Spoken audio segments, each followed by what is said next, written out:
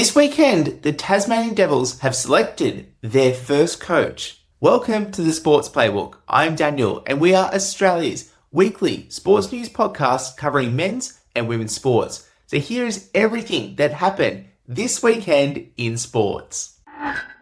In rugby league, the Broncos keep their slim finals chances alive. The Broncos took on the Panthers on Thursday night and defeated the Panthers 14-12. From here on out, the Broncos need to win every single game to stand a mathematical chance of making the final series. In the other games, the Sharks and Roosters both got tight victories over the Knights and Storm respectively. The Raiders, they beat the Rabbitohs 34-24 in the nation's capital. But the Warriors, they were challenged quite significantly by the St. George Dragons, and the Warriors were only able to beat them by 8 points. The Bulldogs, though, they absolutely annihilated the West Tigers, 32-0. The Titans, they put another hammer blow on Fosball playing in the final series. The Titans beat Manly by 6 points. And the Dolphins, they had their fins up. They beat the Cowboys 32-16. In AFL, the Geelong Cats get back to their winning ways. Geelong went up against St Kilda in the opening game this round and defeated them by 27 points. But the Adelaide Crows squashed the Sydney Swans by 16 points. And for the Sydney Swans, that is 2 massive losses in a row. Fremantle, they continued their winning ways, defeating Port Adelaide. Melbourne Demons, they also beat North Melbourne. Collingwood beat Carlton to renew their old rivalry. And this now sees Dan Gorringe from Dan Does Footy. He will have to join the Collingwood faithful at their next home game. The Brisbane Lions and Hawthorn both got respective victories over the West Coast Eagles and Richmond. The Western Bulldogs, they beat the Gold Coast Suns in a tight contest by 9 points, whilst Essendon in the final game of the round beat the GWS Giants by 3 points in Melbourne. In the Football World Cup, England take home the bronze. In England, they took on France in the bronze medal match, as this game is dubbed as the one that no one wants to play. And this was a high-scoring affair, with 10 goals happening all throughout regular time. England went on to win this game 6-4. England, they go home with the consolation prize, and they will be thinking within their squad of what could have been and if they could have brought it home. But for another 4 years, we will all have to hear that chant. As we speak right now, it is halftime in the final against Argentina and Spain. This game is neck to neck, so as this podcast comes out, we should definitely or very soon have a result in the FIFA World Cup final. Also in football, Canberra United have locked in their future. Canberra United have been saved by an Australian sports group. ASG, the Australian Sports Group, have come in and saved Canberra United. And this comes as the team who only has a women's squad finished up the end of last season not knowing whether they would go forward in this competition, as there was a lot of financial uncertainty. However, the consortium of ASG has come in and saved this team. What ASG want to do for Canberra United is to elevate their women's team, but also bring in a men's team to the A-League. The men's team they want to bring in by the 2028-2029 A-League season. The price was not confirmed, but it is known to be in and around $10 million. You might ask, who is this group? Australian Sports Group is made up of marketing and top executives within Australian football. So you would think that this consortium should push Canberra United forward going through this uncertain period. But financial security locked in, and this club can start to move forward. In AFL, the Tasmanian Devils close in on their first coach. It appears that Ken Hinkley could become the first coach of the Tasmanian Devils Football Club. The Tasmanian Devils don't join the AFL competition until 2028.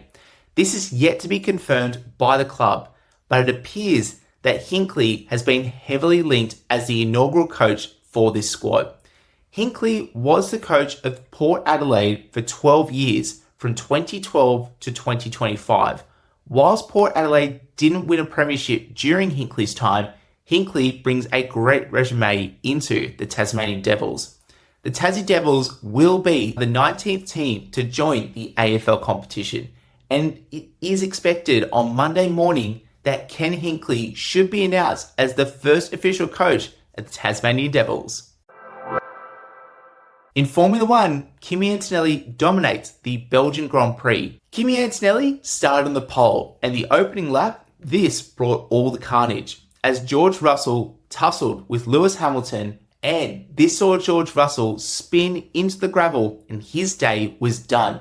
He can now see his championship start to fade into the sun, as George Russell now has a massive gap to close to Kimi Antonelli. That contact with Lewis Hamilton saw Lewis get a 5-second penalty for his involvement in that incident.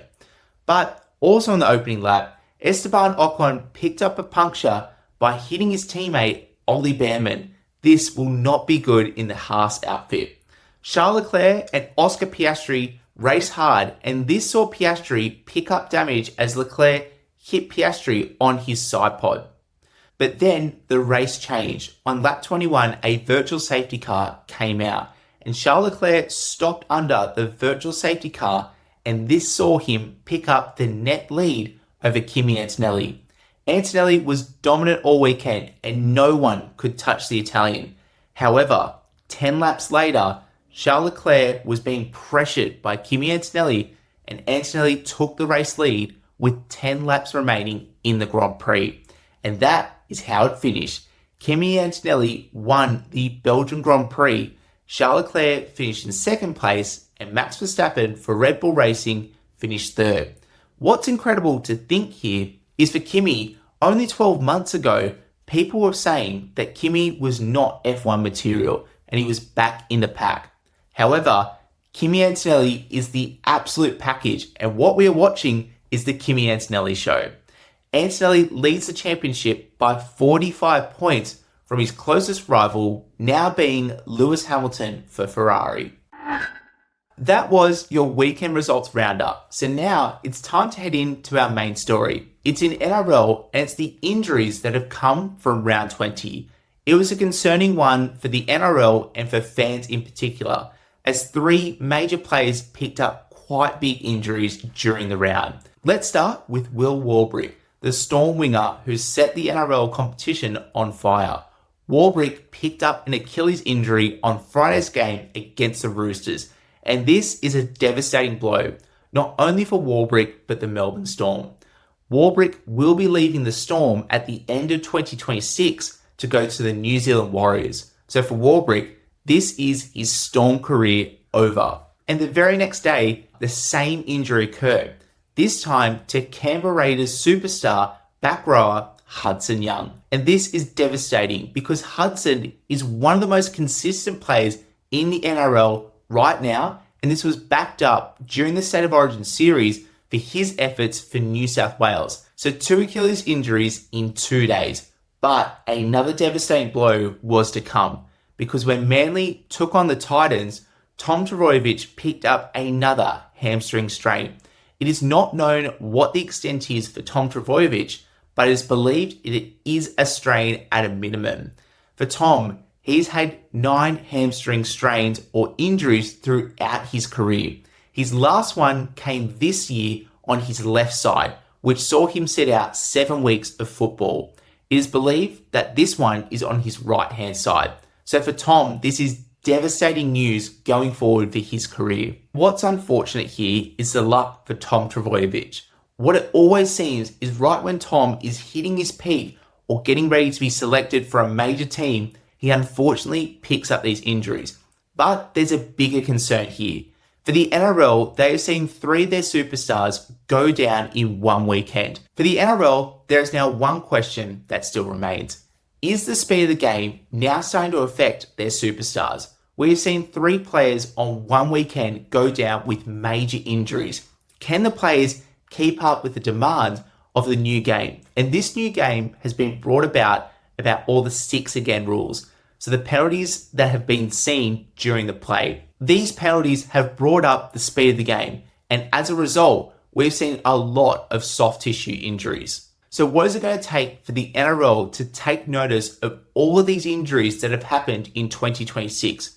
There's no doubt that every other year has injuries, but 2026 has definitely seen a higher rate of all these soft tissue injuries, plus a lot of overuse. So it begs the question, will the NRL fix this, or are we going to see several more stars get injured into the future? That was this week's main story. So let's head into the state of play. Where do things stand in the AFL and in the NRL?